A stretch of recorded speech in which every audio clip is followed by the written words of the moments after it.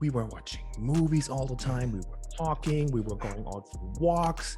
It felt so good. And when you checked Instagram and stuff, you saw everyone is doing it. Oh, I'm using these words vulnerable and never tap the snooze button, exercise every day, read at least one book per week. They're using it too often. Oh yeah, you need to maximize every second. Oh fucking dude, you cannot do that day in and day out. It's impossible. But you can try to have certain positivity to go through the day and try to improve it day by day to get out of that, let's say, shithole. Being bored in a good way, and that's something that we have no clue how to do, and it's very hard. And sometimes I'm laying on the couch and I'm trying to figure out how it should feel and how we should do this. And then I'm like, oh God, this is stressing me out so much. Like, how should I do that? How should I be bored? This sounds so incorrect. I want to have a house. I want to have a 200 square meter barn next to my house where my gym is in, which is separated from my house. And it could be outside of the city. I don't care. If you want that, go for it. But be aware of the fact that it will take you several years. If you want to have freedom, if you want to have safety, study, which also takes a lot of time, let's be honest, and look for a job where you have safety. Try to connect with as many people as possible and try to keep an open mind, because everything that is between your ears probably can help someone else as well.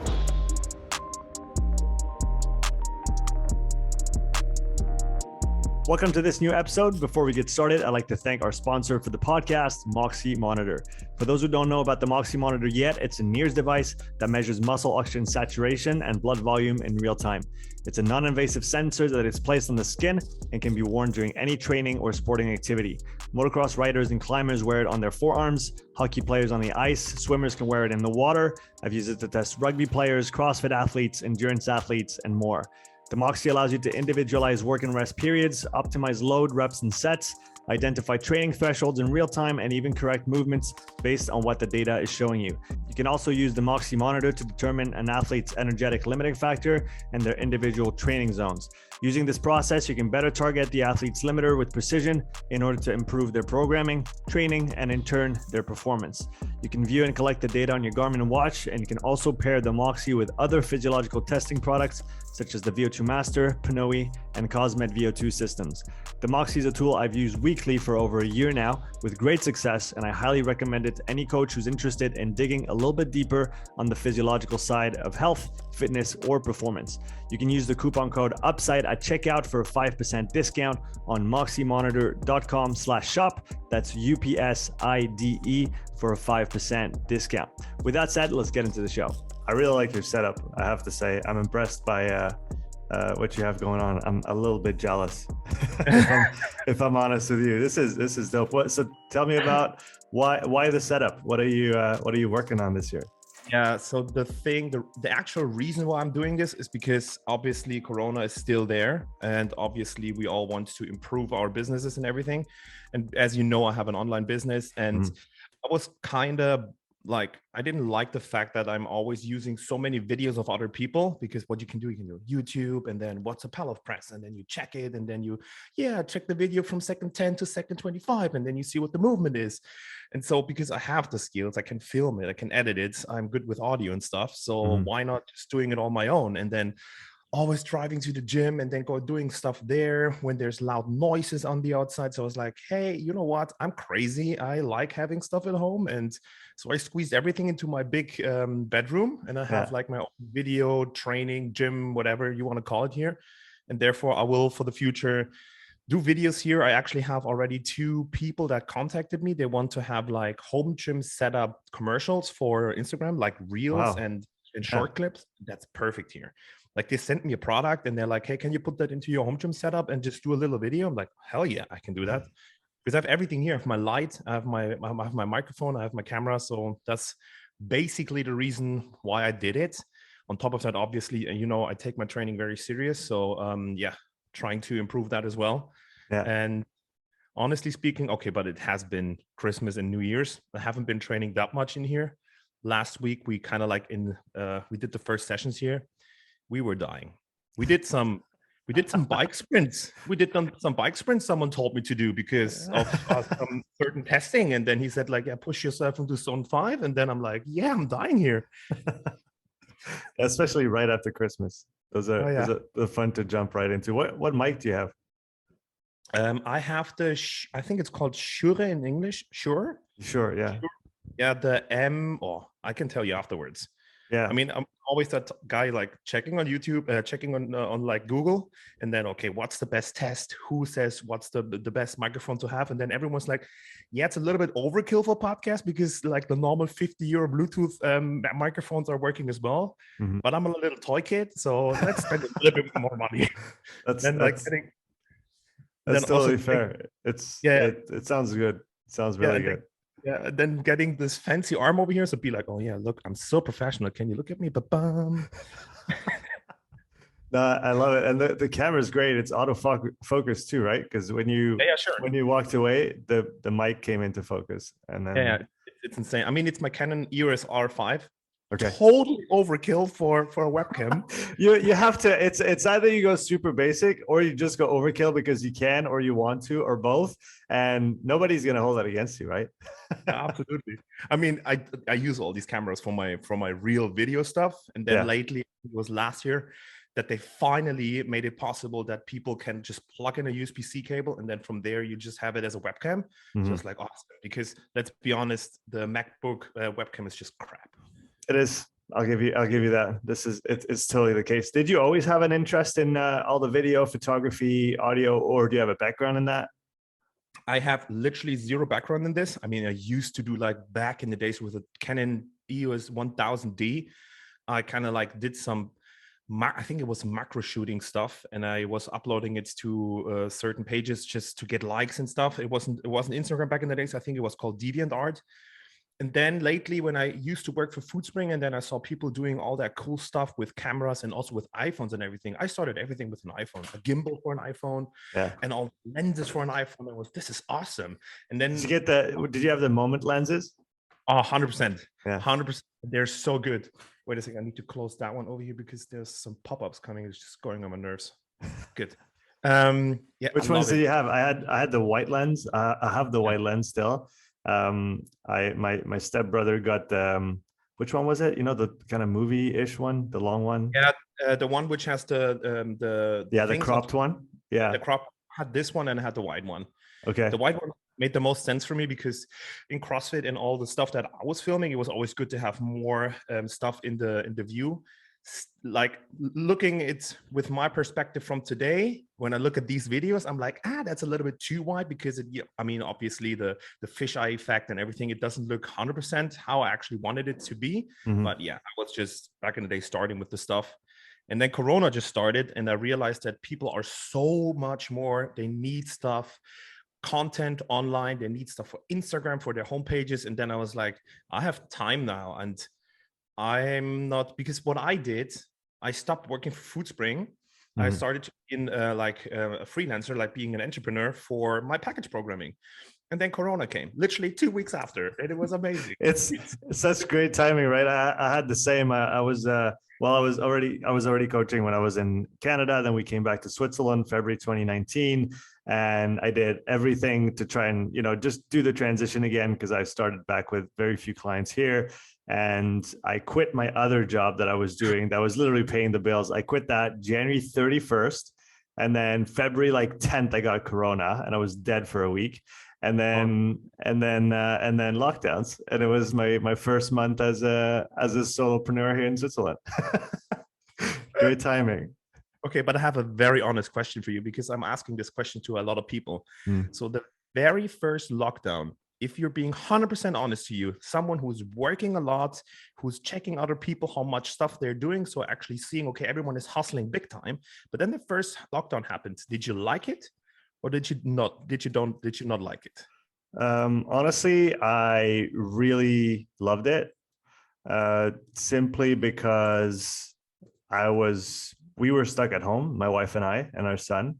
And it was an opportunity to focus on ourselves and spend time together and, talk and spend time, which we probably didn't do as much as we could have before because I was working all the time out of necessity, but I'm also a bit of a workaholic. So that's just the reality of it. Honestly, for us, it was a net positive for sure. because for me, obviously, it wasn't great with coaching because I couldn't do anything, but I was able to really focus on starting the podcast because I'd started it in December of 2019. So it was just the beginning of it. And so that I had some time to figure that out. And you know what?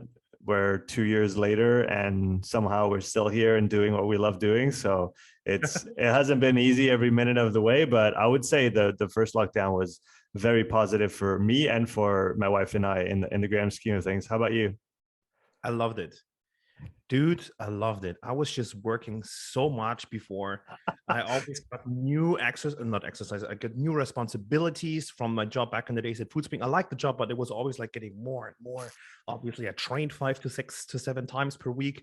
I already had obviously my package programming starting because I knew that at some point I want to switch over.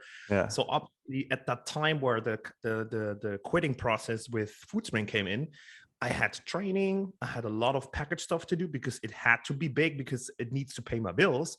And I had FoodSpring on the other side. Mm-hmm. So when the first lockdown came in, and my father is also like always working a lot. So I see him waking up 5 a.m, coming back home, and he dances with my mother internationally. So he's also training a lot. Yeah. He was always busy. And I was living in a very tiny apartment. So when the lockdown came, my father said, come over, sleep here, because I had my gym in there because I have a big house. I had my gym in their basement. So they let me live in the guest room. And these 2 weeks, I actually didn't really go into the gym in our house because everyone was just so much slowed down. We were watching movies all the time. We were talking. We were going out for walks. It felt so good. And when you checked Instagram and stuff, you saw everyone is doing it. No one is hustling at the moment. Everyone is just, especially like us, like trainers and entrepreneurs and people who are doing freelance jobs. Everyone was just, okay, we can't do shit. So why not just trying to slow down and get our minds clear and taking a little bit of self-care? And the first lockdown, it was so much, we can slow down and we can load the batteries. Is that something you've been able to maintain since then? The self-care, taking time, slowing down? Because for me, it's one of the things I have the most difficulty doing. This year, we actually at over Christmas or over the holidays, we sat down with my wife and we planned. I think I have my weeks here planned on a sheet of paper of what days I'm working, what days I'm testing, what days I'm off work and not allowed to work. And I literally need this. Otherwise, I want to work all the time because I always feel that sense of urgency when really there shouldn't be. And so I'm asking that almost as I need tips, Pat. How do you slow down? Explain to me. So I think one of the most important things that I did is we're living in such a fast environment, in a crazy fast environment with so many impressions, and our brain is not made for that, period. That's it. There's no discussion about it. And if people don't believe me, just go on YouTube, go on Netflix. They even have like a documentation where all those ex-CFOs, CEOs, whatsoever from Google and Facebook, where I really don't know the name. Maybe we can put it into the description below, where they talk about what they did to the society with Instagram, Facebook, and that actually stuff. It's not good. It's not healthy. Mm-hmm. So therefore, I realized I don't have either the skills nor the capabilities to deal with it on my own, because I'm a worker. I'm a hustler. I want to push through even if I'm tired. Let's do even more work. So I actually got someone, call him therapist, call him self-improvement person, call him an objective person from the outside giving you tips, self-care, whatever.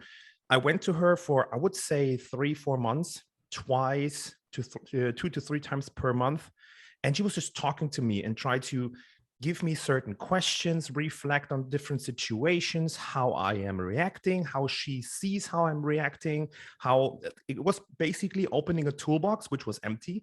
And the two of us, we were just day by day, session by session, putting little tools into that toolbox. So when I'm stressed because of work, I have a few tools that I can pull out to calm myself down. If I'm very stressed because of, oh, fuck, I think I'm behind with training, I take out different tools. And if, for example, Corona hits hard again, second, third lockdown, whatever, and I'm panicking because, oh God, my income is going down, I need to pay my bills, government is not really helping me, I have other different tools. Obviously, it takes a lot of work to do. And also we as men, that's going into a very therapy Let's kind go. of topic. Yeah. Let's go. I think we as men, we kind of have the issue of not accepting help. We're strong. We need to get money. Yeah, We need to pay. 100%. Yeah. And I think taking that step back, I hate it because this is one of the words that people use so much. Oh, be vulnerable. It is true, but people these days are, especially on Instagram and stuff, use it too much to kind of like making a little bit of joke out of it. Kind of like, oh, I'm using these words vulnerable and never tap the snooze button, exercise every day, read at least one book per week. They're using it too often. It's a very powerful word. It's very emotional. It's very deep. It's very intimate, because it is. And starting to deal with it, starting to work with it, and starting to come over it and have the tools to really go through life with edges that you will bump here, you will bump there, but it doesn't bring you to such a struggle that you're falling down. And I think that's what people, especially men these days, also women, needs to understand and accept the fact that taking some help is actually very, very beneficial.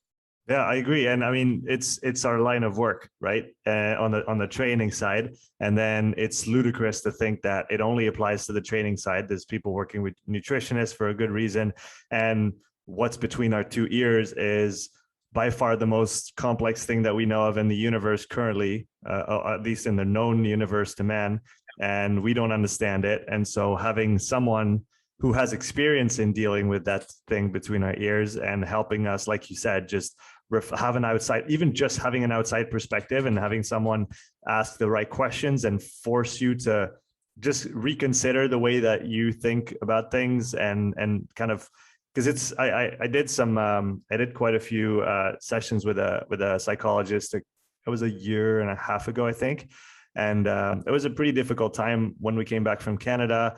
We were living here with my mom, and so I love my mom. I still have a very, very good relationship with her, and I'm thankful for it. But living in a house, it was my wife, our son, and her, and obviously we have our way of parenting. Coming from Canada, it's a different culture as well, so there was a bit of a I wouldn't say a clash, but some tension.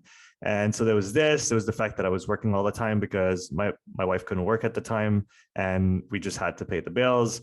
So anyway, I saw someone for a while, and she was extremely helpful. And I already had a better, let's say, perspective of psychology as a field of inquiry and work from some of the readings that I'd done. Jordan Peterson, I think, has been really influential for me.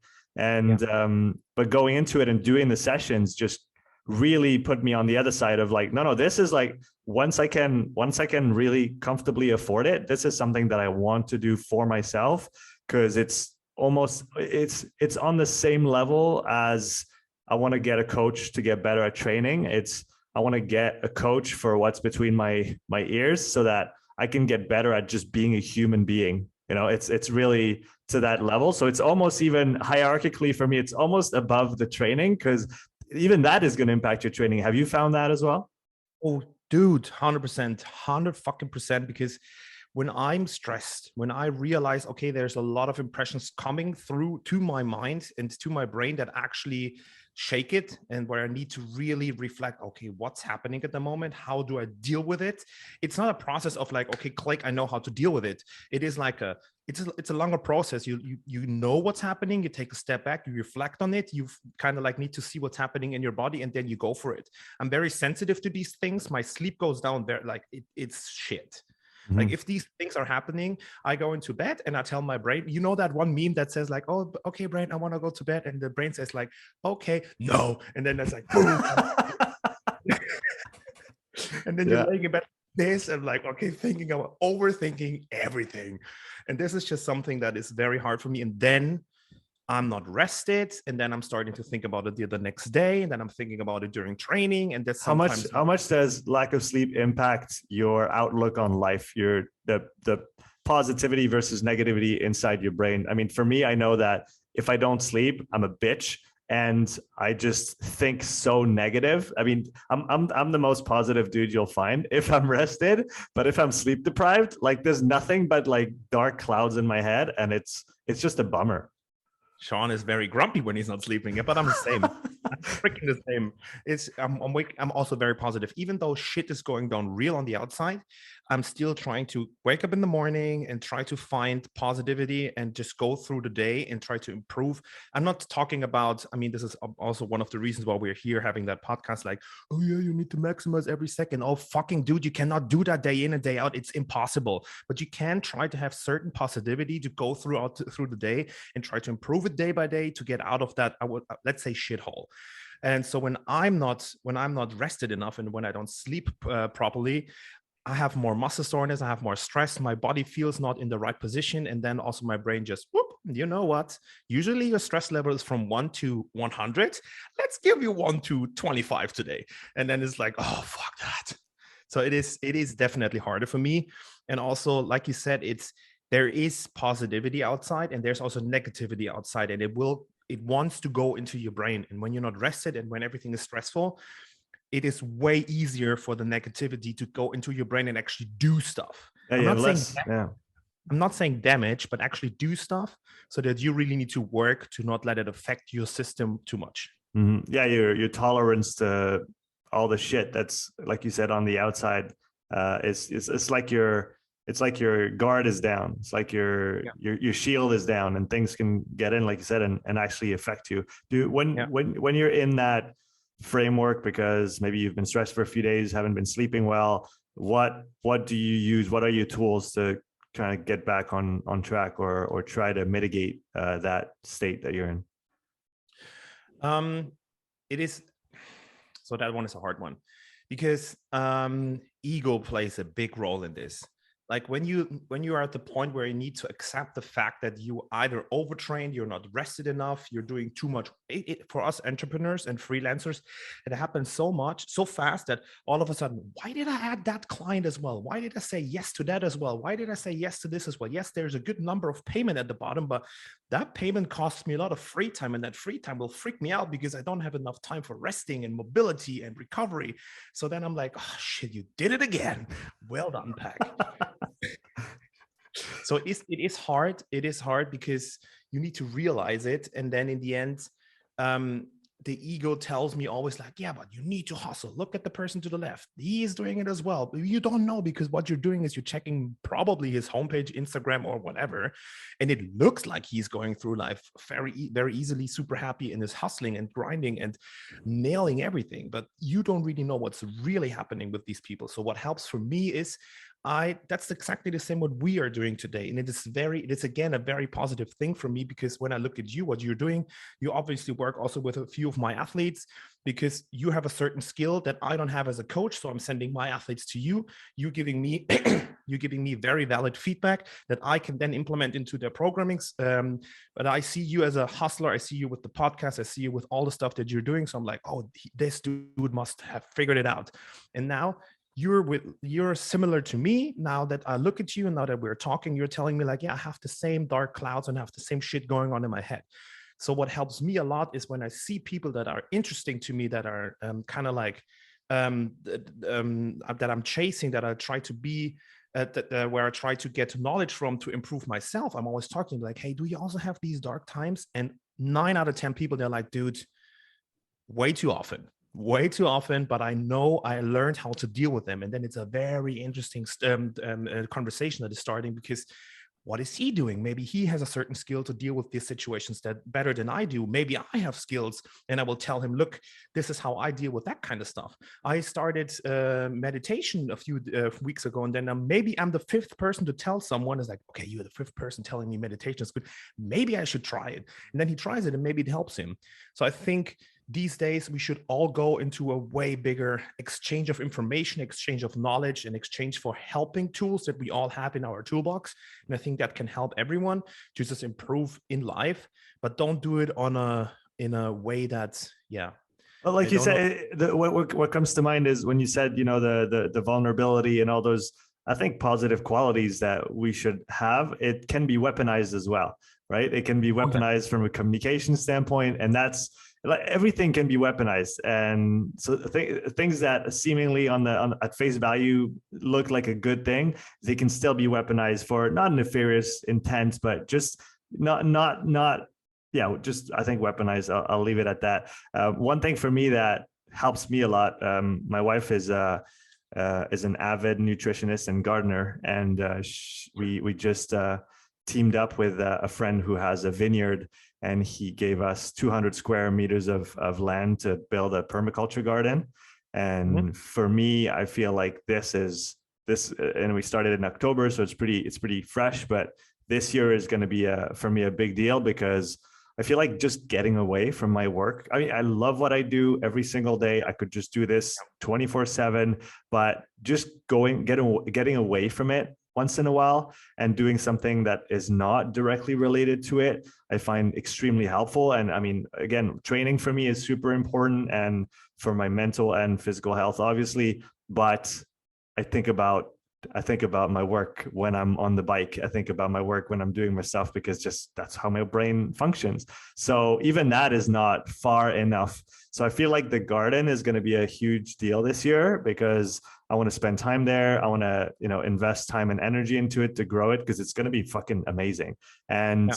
it's going to be complementary to our life. And if you think about the current predicament that we're all in, being less reliant on outside sources for even just food. So getting a couple veggies from the garden in the summer, even that is so cool. And so I think, and then other things that we intend to do more this year, going hiking more. I mean, we have amazing mountains all around us, and we need to take advantage of this more and just going out on a hike, once a week or a couple times a month at least, and then working in the garden. For me, it's really going to be getting away from work to come back to work better and rested and fresh and with maybe a more distant perspective on it. Distant being a good thing in the sense that when you're just in French we say la tête dans le guidon, when your head is like in the handlebars, Yeah, yeah, you're just in the thing and you can't really yeah. see where you're going and what you're doing with it. So for me, that's I think it's going to be one of the strategies this year to try and just be better on that front. Yeah, that reminds me of the points when my therapist told me back in the days, where do you sit at the moment? It was the most simple question because I went to her garden and there was like a white building in there, a very tiny one. Just two people could sit in there with very comfortable chairs. So we were sitting in there, and she was like, "Yeah, look around. Where do you are at the moment? What do you see? What do you feel?" And then she explained to me like, "Let's have it like an escape room, not in a bad way. Just this is the room where everything can be possible. We can talk about everything. You're not getting blamed for bad emotions. You're not getting blamed for good emotions. I mean, obviously no one blames one for good emotions, but still." And it was always when I stepped into that room, it to me it felt like awesome. I can be open here. I can relax. I don't need to think about work. And that's exactly what you just said. When you go into your garden, you will leave work at the front door, and then you go in there, and what you're doing is with your hands, you're doing stuff in the garden, the most simple things. And that's also something that I like doing, building stuff, like using my hands, very easy building stuff. When in the gym something new is approaching, like a few wooden boxes or a machine or whatever, I love the fact that I know, okay, tomorrow for like 1.5 hours I need to build up stuff, and it is the most stupid thing ever. You just have your screwdriver, you have good music in your head, and then you're like building up some boxes, but it's the most easy way to relax and shut down. And there's a very powerful thing. I read it in German. Okay, can I rephrase that? So in a nutshell, Say it in German first. dein Gehirn muss es, dein Gehirn muss in der Lage sein, Langeweile zu akzeptieren. So what he says, your brain needs to be fine with it to accept boredness, because our brain is no longer able to just sit down and be bored. It's a very healthy state of mind for your brain to be bored, because that's the moment where it recovers. But we don't accept that. We don't let this happen. And this is just, and when you just said weaponized, like these good things in life, people try to weaponize certain phrases, certain actions and everything. That makes our brain even more scared to be like, just lay down there. Oh yeah, I'm not doing nothing for 30 minutes. Hell the fuck, I'm bored, but in a good way. Being bored in a good way. And that's something that we have no clue how to do. And it's very hard. And sometimes I'm laying on the couch and I'm trying to figure out how it should feel and how we should do this. And then I'm like, oh God, this is stressing me out so much. Like, how should I do that? How should I be bored? This sounds so incorrect. Yeah, I think I want to come back to boredom because it's an important topic. I think going back to, did you build Legos when you were younger? Dude, oh no, that oh, fuck. You know what I did on, and one of my athletes and one of my very close friends, he just got a Star Wars No. 3,000 pieces Lego thing. And back in the days, I think I was 14, 15 years old. Because I couldn't really afford them because they're freaking expensive. But what I did is I ordered them, I built them up, and then I sold them again. Because I didn't want to like have them in my room because I was a cool 15-year-old basketball player kid going to the gym. When friends come over, you don't want to see like a big Lego truck in the shelf. So I sold them again. But the process of building it up, it was so calming. I was like, piece by piece. It's funny. I was laughing when you were talking about building boxes and machines in the gym because Lynn just bought a little wheelbarrow, like a 4-wheel wheelbarrow for the dirt because we have to get the compost and sift it and take the wood out and then put it on the top of the leaves and all the stuff that we have. And I think it was literally 3 days ago, I woke up and it was still in the box. And I told Lynn the day before, I'll help you build it. I made myself a cup of tea. I sat down and I built the thing. And she woke up and she was like, well, okay, I guess that's done. I'm the same. I love building stuff. Yeah, because our brain loves the fact that the brain loves it to see improvement, or like when you build something up from nothing to like 1 hour later, you actually are done. You built something, you did something. Chaos into order. Yeah, you can touch it. You did that, and that's something your brain loves. It's like, wow, you just were productive for the last 1.5 hours from everything in pieces. Now we have a wheelbarrow, and this is awesome. Yeah, and going back to the boredom on Sunday. We went to see a friend of ours, Will Janssens, for those who maybe know him. He's written some books on training, and he's extremely knowledgeable on all things nutrition and eco nutrition. And we spent a day at his place in Valais here in Switzerland, and it was one of those days. It's a beautiful area, man. Every time I go there, and I actually. I've always been reluctant to, because Lynn's been talking about finding a place in the mountains at some point. And I've always been reluctant to the idea simply because I grew up here in Nyon and I love it. And we're by the lake and you have the view on the Alps on the other side of the lake. It's an amazing place to live. It's really, really amazing. But a few months ago when I went back to Valais to see some friends, we did a little kind of one night outing with the boys kind of thing. And there's this refuge that we go to that's tucked in a little valley. It's called Solalé for those who live around here and maybe know the place. It's absolutely phenomenal. And it was the first time that I went to Valais and I looked around, and in my mind I said, could I live here one day? And it's the first time that there was no big reply from within going, no, you have to stay where you are. And so I was like, oh, interesting. There's no opposition this time. And then when we went again this weekend, I was looking around and I'm like, yeah, okay, we're going to live here one day because it's just such a special place. Anyway, we were there up in the mountains at Will's place. And it was one of those days where we didn't do much. We sat around, had coffee, talked, went for a little walk, but I was bored, and it sounds like not a good thing when you go to visit friends, but it was fantastic. And we came back from the mountain, and for the following 2 or 3 days, I don't know if I still carry it with me now into Friday, but it was Sunday, and I can tell that Monday, Tuesday, I was so fucking chill. And just I did my work, I did what I had to do, but I was just easy, not neurotic about it, and that felt amazing. Yeah, because your system and your brain is not like a tensioned nerve. When you pinch it, it's like, oh, it's calmed down, and every impression that comes from the outside, you can deal with it way easier, and you can just slide through the week, also being very productive in the end because you chilled, you loaded up your batteries because of being bored in a good way, and now you're like going through the week, and you're like, actually, awesome, I'm ready. Like, let's kick it in Monday. Okay, let's do this, and not the it's Monday mood. So like, which is what we do and what we recommend to our athletes in training as well, right? You can't just be balls to the wall, day in and day out, every single workout to the max. You have to know when you're going to put intensity. You're going to have to know when you recover. And we essentially just need to learn how to apply those same principles of polarizing our approach to life, but it's hard. Yeah, I don't know if that saying is correct, but when you work blind, you know what I mean? Like you tell people everything, like you should do this, you should do that, you should do this, and then one of your athletes or clients comes to you like, "Can I give you a good advice? You said that to me last week. When I look at what you're doing, the advice you gave to me, you should actually do it." And you're like, "He's so right.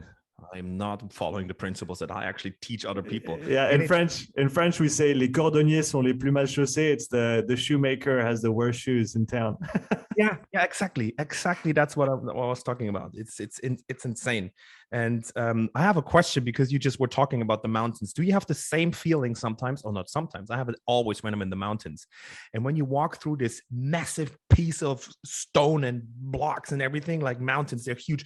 I look at them and I'm so calmed down, because I'm such a tiny piece of shit in that whole system here. It makes me like, you're making your problems way too big. This is just like, it calms me down. I have no clue why, but mountains just calm me down. I think I feel the same. I feel the same with the forest as well. Anytime you go into a forest, I think I really do think that we're disconnected from the world that we have evolved in. We're not meant to be in cement boxes and looking at screens all the time. We're meant to be outside. We're meant to be in the sun. We're meant to be moving. We're meant to be connected literally with the things. Because it's like, do you know Alan Watts? Yeah. He says the earth peoples, it's like, so we are just an extent. We're part of the earth. The earth just makes us, and we're just part of that ecosystem. But with our, say, modern life and our modern ways, we've removed ourselves from what our original, let's say, birthplace and place of being has been. And I think that when we go back to it, like you said, mountains, for some people it's the ocean, for others it's the forest. Anytime you go into nature, you feel that this is where you belong. And like you said, I think that sense of just being so small in that, like you said, the mountains really gives you that feeling. With Lynn, we've been watching a lot of mountaineering movies and documentaries recently, and just seeing those folks go up on those, the highest peaks in the world, and just you really just realize how tiny we are. And I agree with you. I mean, it feels amazing. Maybe we need to plan a mountain retreat. Now we're weaponizing the mountains. I feel bad for saying this. We need, but that's definitely, I don't know, how do you set it up? Do you just do, well, I need to go to the mountains every so often, or do you actually, because I think it can be done. And do you know Pat Davidson? Oh, something rings in my head, but I cannot picture him right now. Ben House. Yeah. Nutrition. He's a functional. Is he functional medicine doc, or is he's highly trained in nutrition. He's got a retreat center in Costa Rica in the jungle. That's essentially what he did. He made a place where you can go to and you can train, you can spend time together, and you can be present and go hike in the mountains in the jungle, and just have the whole package without, no pun intended. But exactly. Link in the description, people. But I think there's some value to that, and I don't know how, but I feel like that's definitely something. I mean, that's something that we would like to develop with Lynn in time. Is like exactly that, having a place where people can come and do the training and do the yoga and do the gardening and just go hiking and do all those things that I think are fundamentally important to our health and well-being, but that we've gotten disconnected for. I don't know how to reconcile the two, the world we live in. And like you said, we're both entrepreneurs. We love what we do. We love working hard, but then we also need that other side. How can we balance it better, Pat? Help me. Yeah. If I have the recipe one day, I will share with you. I will share with everyone because I think we all need that. Because I'm 100% agree with you. Because I think like being outside and going somewhere where you can do the stuff touches something very deep in your system, like something very old. Because we're not, like you said, meant to be in cement boxes. We're meant to be outside. So therefore, I think this is something. If you can do it, and if you're able to deliver your, I don't know if you're being a nutritionist, a coach, health coach, yogi, whatever, and if you can combine it with that being outside and giving people what we should do in daily life, being more outside, I think that helps people to like connect to the topic that you're actually talking about even more. I don't have, hell no, I don't have a recipe at the moment. Actually, what I'm doing, I'm putting in like having my video studio in my cement box in my home. From a brain perspective, not the smartest idea. It's already better because currently my sister still lives with me because her boyfriend moves to Düsseldorf a little bit later. So I said, like, just come over here. So we had office and living room in the same room. And now, because I have a very big bedroom, and I'm getting along with my sister very well. Like, I love her and it's amazing. I've put the living room into my bedroom. So I kind of like built a little bit of fortress for my bed. And then next to it is the living room. And we were sitting in the living room. We're like, why is this all of a sudden so much more comfortable? Even though we're kind of like in your bedroom, but it's so much more comfortable. I can tell you why, because we don't see the freaking desk. We don't see our home office desk, which is connected to work. When we are over there, we just sit down there, talk, play Mario Kart on the Nintendo Switch, or we just go for Netflix and eat. So it's a calming down place. And when I go over here into my little home gym video setup scenario, it's a complete different mindset. So actually what I'm doing is I'm putting more work and more stuff into my cement box in my home, which I should actually do somewhere else. I think the next step for me, because that's something I also realize quite often, is we all know the end result. We all know where we should be. We all know what we should do. You're telling me like all your retreatments and all your work and stuff would be amazing if I have a little garden perfectly in the mountains, and my wife is also connected with this, so we can have a whole amazing scenario. But that's the end result. So where are the little tiny steps in between that leads to that end result? Because we quite often see an end result and we think like, let's work for it, and then we realize we cannot be there as fast as we wanted to be because we didn't put good steps in between. For me, the next step in between was putting everything into that room. I know my next step is going to be, I'm renting a 100 to 150 square meter like garage, hall, however you want to call it, where I can train even more, where I can have my video studio in. Then the next step for me would be, I want to have employees. So I want to have people actually working for me, so I can get a little bit away from the executive part of working to more like delegating work and because I'm a freaking creative mind and I need someone to like keep everything into the straight line. So if that's happening and I have some employees with me, then I can just start being even more creative, even more fancy, and maybe trying stuff that doesn't work out, maybe stuff that will work out, and then building up from there. And then ultimately, I don't know, in my wish list, and that's also something interesting that you just said, where you say like, you go up into the mountain, you look here and you're like, 1 year ago, I would say I could not live here. I need to be in the city. I need to be there where the shit is happening. I need to be very close to people that actually also are entrepreneurs and that I can interact with. And now I'm like, oh, I want to have a house.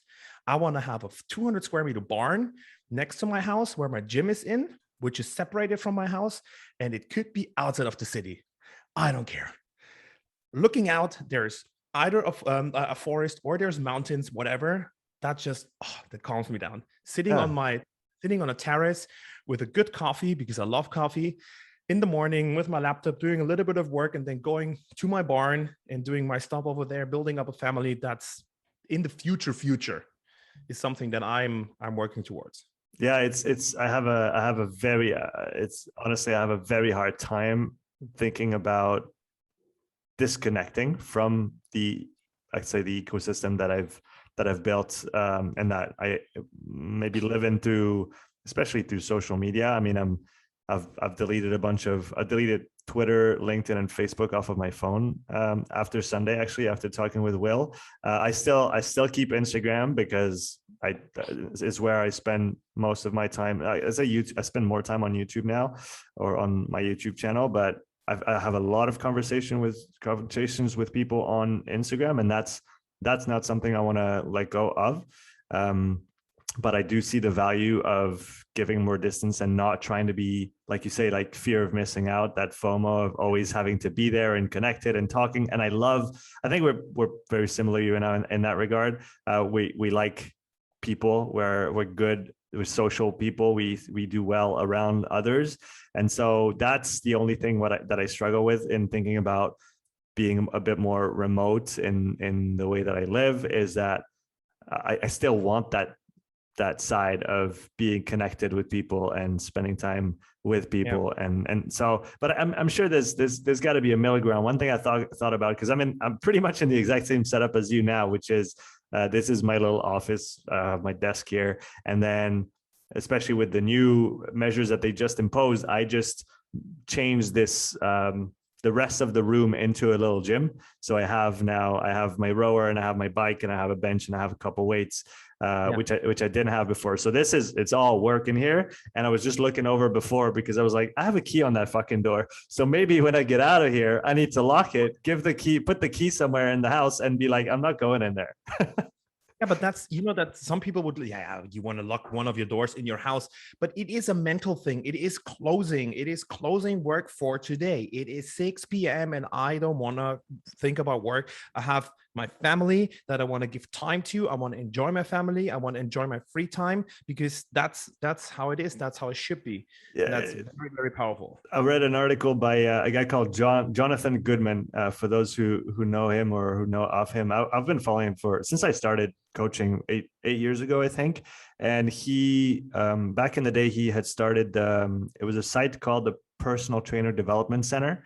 And there was a ton of free resources for coaches on how to do things well and how to talk to your clients and how to establish long-term relationships and continuing education and all that stuff. More recently, he built the Online Trainer Academy, I believe, which is an online course for people who want to coach online, which is very successful. He's a really smart guy.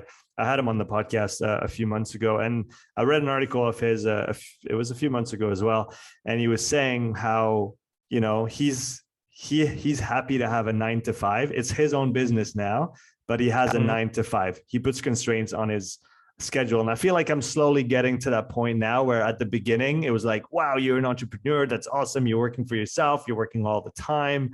And now I'm going towards, you know what, actually, doing a 9 to 5, but on my own terms, or an 8 to 4 or whatever you want to make it, but just do it on your own terms, but also having the constraints of when you're working and when you're not working, because like you just said, having that time where you're not always doing work is important.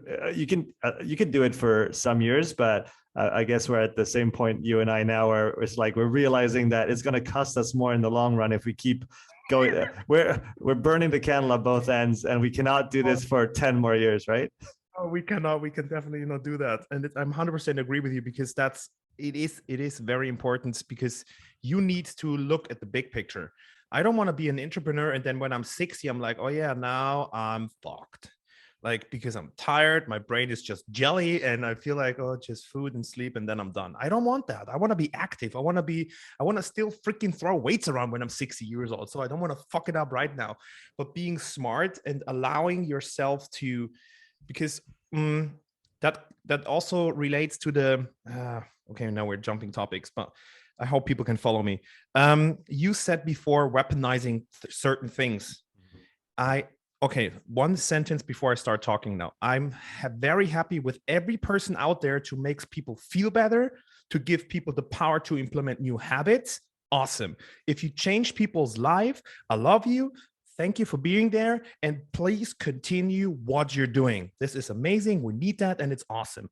But I hate those people that are calling several things, 10 to 15 things once at the in one block or in one post. You need to change this and this and this and this and this and this and that. That's weaponizing certain words, certain behaviors, and it is actually freaking out people. How should they change, and how should they, in the end, implement all of that? Because it is not possible to do that. I made a post about it the other day, like a longer one on Instagram, and everyone was freaking out on it. It's like, this is awesome. I love it.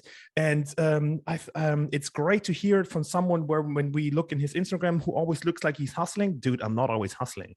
Like I wake up at 8:30 every morning. I know so many people, they wake up at 5, then they do their breakfast and they start working at 6 a.m. Fuck that shit. I'm not doing that. I'm tapping my snooze button every fucking day and I have no issue with it. I'm also not making my bed every day in the morning because it's the first task we can achieve. Yes, it can work for certain people, but it doesn't work for me. And also what I'm realizing, and to go back to what you just said, is the guy you were talking to, because he's a freelancer now and an entrepreneur, and he's like 9 to 5. I know a few people, they work 5 hours per day because they realized they are the most productive if they work 5 hours. They shut down everything on the outside and they work for 5 hours and they get shit done. And they realize as of the 6th or 7th hour, they're like procrastinating and then coffee here and then, something interesting there. They're losing their minds, but they're so freaking successful. And imagine you're able to just work 5 hours per day, being as freaking productive as possible.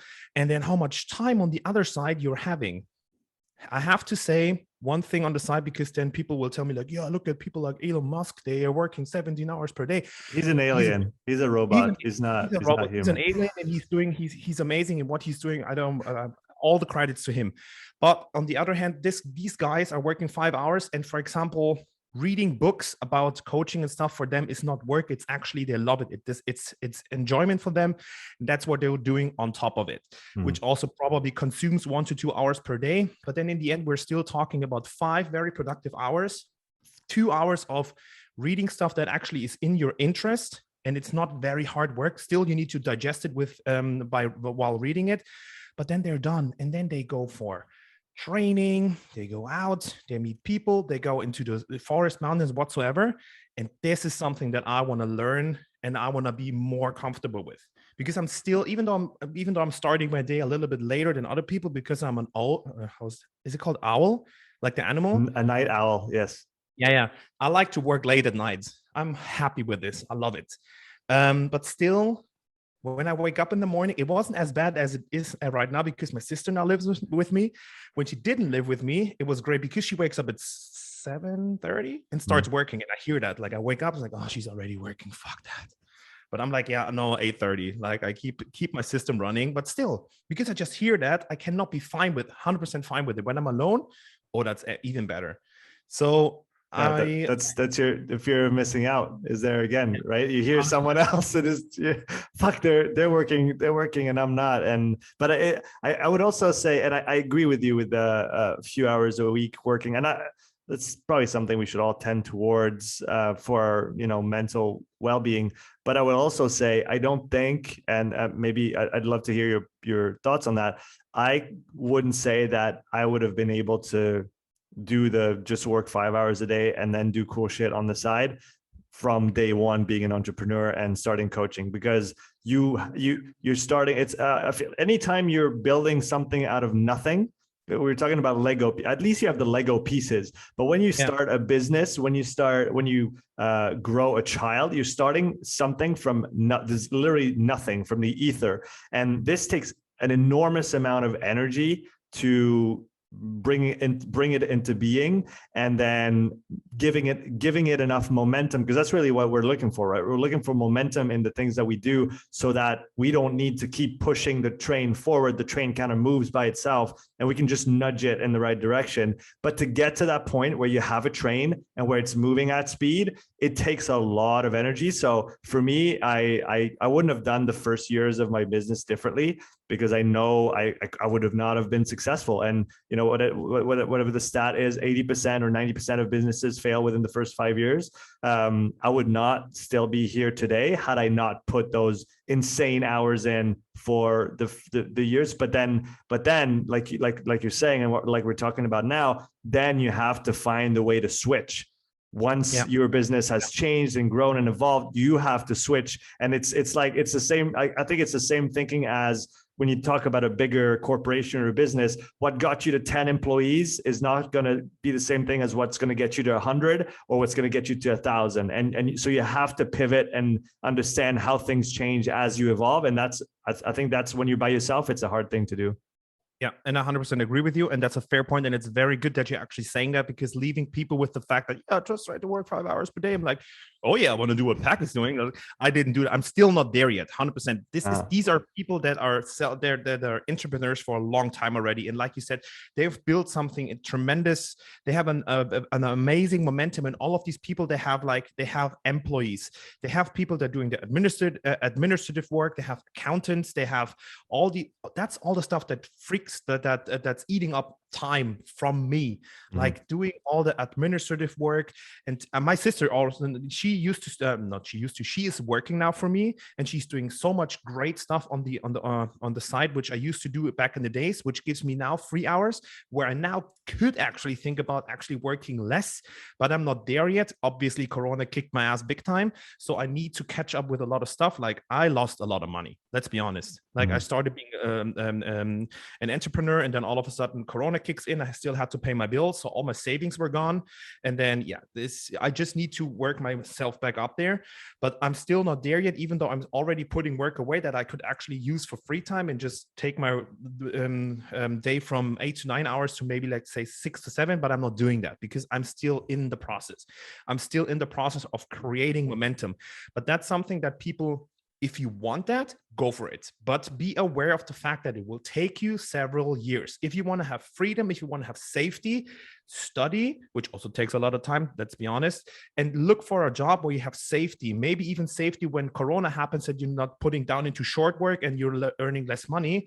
But if you want to work for a company and then do that because you love safety, that is amazing. That's you with your way of thinking about working and receiving money and then planning your daily life. Awesome. There's other people like us, crazy creative people. They want to be an entrepreneur, but that comes with certain costs. And then the first few years they are mentally hard. They are hard for your system, for your body and everything. But it's great that you said that. Work your way towards being very comfortable with your work and establish something great. And then, take it from there. Yeah. But, and I like the point you brought up as well, which is that it's not made for everybody. And that's not to say that people aren't good enough to be an entrepreneur. No, I think it's, and I might be wrong, but I think it's a way of being. And I mean, I felt it when we came back from Canada. I had been coaching there for 6 years. And I was doing my own thing. I used to work for gyms, and then I slowly transitioned to just working for myself. And I was doing that full time, and it was working very well. And then we came back here, and I literally told myself and my wife as well, we were talking about this with Lynn, and I said, you know what? I'm going to find a job in a company. I'm going to work my way up the ladder. I'm going to just get my paycheck, and we're going to do fun things on the side.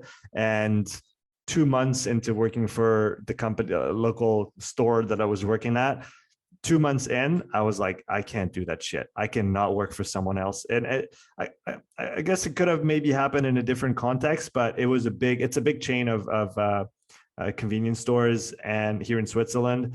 And so huge, it's a heavy Titanic type of thing. And it's moving fast, but it's not necessarily moving in the right direction. So much inefficiency, so many things going wrong behind the scenes. And I was in that thing, and I was like, you literally feel like you're busting your ass day in and day out. That's just how I work. So I was trying to, do the best that I could do. And I was working logistics in the back. And so I was putting signs up to explain to people that when you recycle cardboard, you actually have to open the machine, put the cardboard inside, close it, press the button. Otherwise it doesn't press the cardboard, and putting it all on the floor in front of the walkway is not the way that you're going to make the store run better. And I was trying to make all those little improvements. And at the end of the day, you look back and you're like, it doesn't change anything. I'm not bringing anything to it. I'm never going to be able to make a difference. Even if I get to the top, it's such a clusterfuck to be even, considerate with my words. And I that's really when I was like, okay, fuck it. I need to get out of here, and I need to do my own thing for good, because this is what I'm made for, and this is how I function. And I'm not going to be able to go back to working for someone else. But again, like you said, for some people, they're happy with this. And I think, like you said, there's kind of this hustle culture. It's cool to be an entrepreneur right now. But it's not made for everybody, and it's not as cool as the cool kids say it is. Thanks for you say that. It is not as cool as it sounds. I'm an entrepreneur. Yeah, you know what kind of cost it comes with that? It is hard. And I had to take a few steps back on certain things. And it's just like you said, either you like it or you don't. If you like it, be aware of the fact that there's punches coming all the time from every direction, and you need to be aware of it. And even though stuff knocks you down, you just need to be willing and need to be able to stand up right away. You stand up like how do you call them, like the stand up thing? That's what we call them in Germany. Like when you punch it and you stand up right away. Yes. You need to have that certain mentality, because otherwise it's not working out. Because if you keep laying down, there's other people, they stand up and they will trample on you because they're like, oh, we lost one again. Let's just keep on moving. Totally. Yeah, totally. It's a very lonely endeavor, right? Yeah. Because you don't have anybody around. And I mean, and again, thanks for coming on the show and talking about all those things. We didn't talk once about sports, which is great. I actually really enjoy not talking about this once in a while. I loved it. I'm super pumped at the moment. Like this conversation with you just made me so like energetic. I'm like, oh, this is going to be a good day. It's true. And I lost my train of thought. It's a lonely thing to be an entrepreneur. And unless you connect with other people, like-minded people, and you're able to exchange, like you said, and maybe get some tips and just know that you're not alone, because you do feel like you're alone most of the time. You're looking at your phone and you're. Yeah, there's always a community in the area you're working in. And being an entrepreneur, being a freelancer is there's also a community out there, and try to connect with as many people as possible and try to keep an open mind, because everything that is between your ears probably can help someone else as well. If you have those evil poisoning people around there, they try to snitch you and try to stab you in your back, you will also meet those people. In the first place, you think they're cool and they probably will help you, but they just will use you. That will also happen. And I'm not blaming anyone, but these people are out there, let's be honest. But try to surround yourself with people that are following the same path, even though they're maybe not doing the same stuff as you're doing. But there's always a community. There's always people that feel the same way that you feel. There's always people that have tips. They suffered. They are successful. So just exchange information. Everything that is out here is enough for everyone. If you're good in what you're doing, there's gonna be enough. Don't be jealous about other people. Just go and try to make the best out of it. Well, words to live by, my friend. Let's wrap it up. Maybe give us a couple words on the package. Where is it at right now? What services are you offering? What's available to people that are interested in some top level CrossFit programming? Yeah. Awesome that you said that. Yeah, so I'm still improving my business, obviously. The package is am I allowed to say that? It is a functional training program, because I think I'm not allowed to say the other word. I have certain you need to be very careful with that, because all of a sudden there's a lawyer standing right next behind you, like, give me some money. So I have 3 different packages. It's called the package Basic, Pro, and Elite. Basically what this says is you're doing your classes and you're kind of like switching from classes to open gym, and you're good with all the movements. Then you're basically coming to me and you're able to hit all the basic stuff that I'm putting into the basic programming. If you pro, you already did certain competitions, you're already at a level where you're like, competing is a thing for me. And then you also can even put one thing on top. Then you go to the elite, because then instead of having 5 sessions per week, you have 8 to 9 sessions per week. And this is really for the people who really put in the work. They have the time to do it, and these are more designed towards the pro athletes who are already competing on a higher, already very high level. But then again, I can cover everything from someone who wants to get very competitive to someone who is already very competitive. On top of that, I'm also offering seminars and workshops. I'm on podcasts every now and then, and I do have also individual programming, which because I want to have a maximum of 5 people that I coach individually. These people are getting a complete detailed programming for their weaknesses. They tell me where they're at. We will establish a goal. And currently I have 4 people doing that. I have 2 teens athletes, 1 teen athlete, my sister, and then Jules, the guy and then another guy from Germany, Kevin, who's very successful. And these people all have different goals, and they're getting an individualized programming. And I really try to make people understand what training means. what I experienced with training, because I got injured a lot of times because I was stupid and naive back in the days. I did way too much. I was stupid.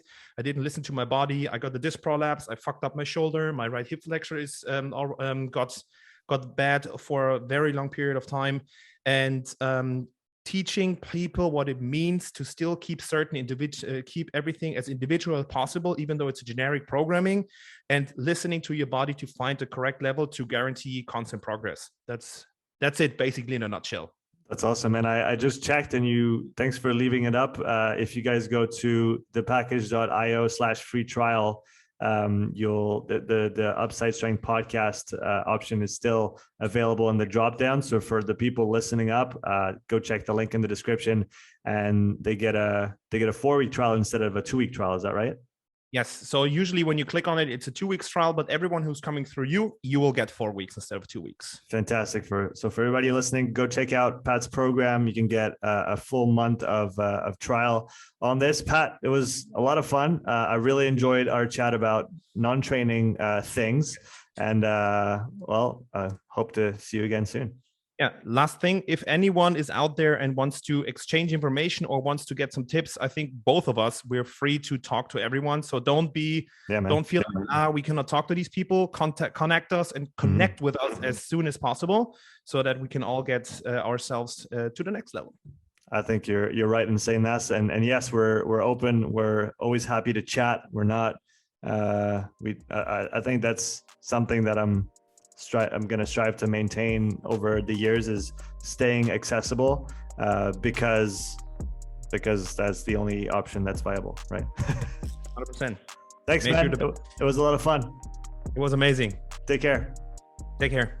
Thanks for listening to this episode. If you would like to support the podcast, please take a few moments to leave a written review and a 5-star rating on Apple Podcasts. If you want to watch this episode again, you can find the full video recording on my YouTube channel. You'll also find hundreds of hours of free content, all my podcasts, my thoughts of the day, structured presentations, and more. So don't wait, go subscribe, and I'll see you in the next episode. Take care.